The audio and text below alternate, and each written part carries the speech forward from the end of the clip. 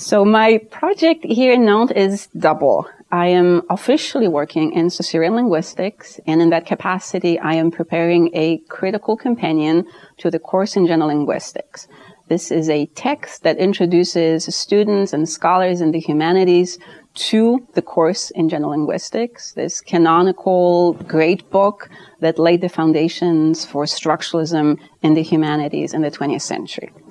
This text has an interesting, if somewhat troubled history, because it was written, or I like to say ghost written, after Saussure's death by two linguists who presented themselves as direct disciples of Saussure, even though they did not attend any of the lectures in general linguistics that he gave at the University of Geneva. And they actively prevented the students who did attend these lectures from publishing their own lecture notes.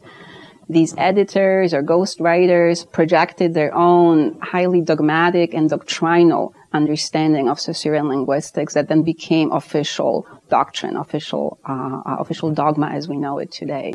I tell a Foucauldian story of how relations of power and privilege and prestige drive the official history of ideas. Who gets to tell the story of what, in this particular case, Saussure linguistics really was, and who is excluded or silenced in the process. This is the critical part of my project. The more constructive part of the project consists in interpreting the writings by Saussure himself, some of which were recently discovered in the Saussure family estate in Geneva.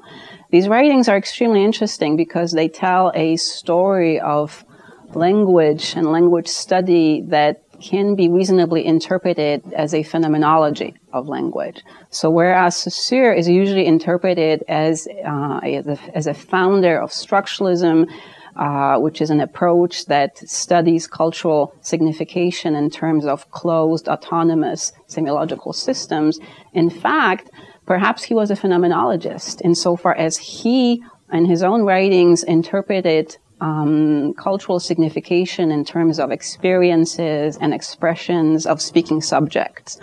And as such, he interpreted a cultural signification in a way that is broadly construed phenomenological. So whereas phenomenology and structuralism are usually opposed, and whereas Saussure is narrowly attached to the structuralist movement as its presumed founder, in fact, I argue that he can be associated with a tradition that he is usually opposed to. I have a more recent project that I'm very excited about and that really came to life here at the Institute. And this project concerns the question of violence. I seek to grapple with a deceptively simple question as to whether violence is unequivocally bad. So ideally, we would all like to live in a world that is peaceful and harmonious and free from conflict. However, the reality is that that is not the case.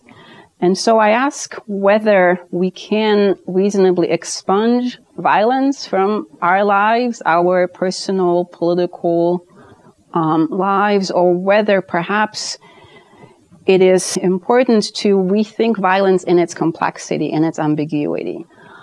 So clearly there are instances of violence that are socially nefarious and should be avoided.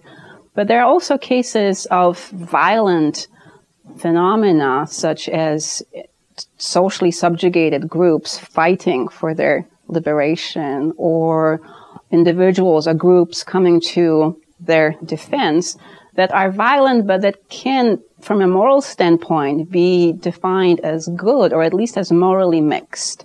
And so I seek to grapple with this moral mixity of violence that can be both bad and good, and perhaps points to a morality that lies beyond good and evil, to speak like Nietzsche. And I try to think of ways in which what could be called a fundamental human violence that is grounded in the lived body, in its energies, in its vital forces. Perhaps this form of fundamental violence can be rethought ethically, and perhaps we can come up with practices and principles that speak to this bodily energetic base in ways that are life-affirming rather than being life-annihilating.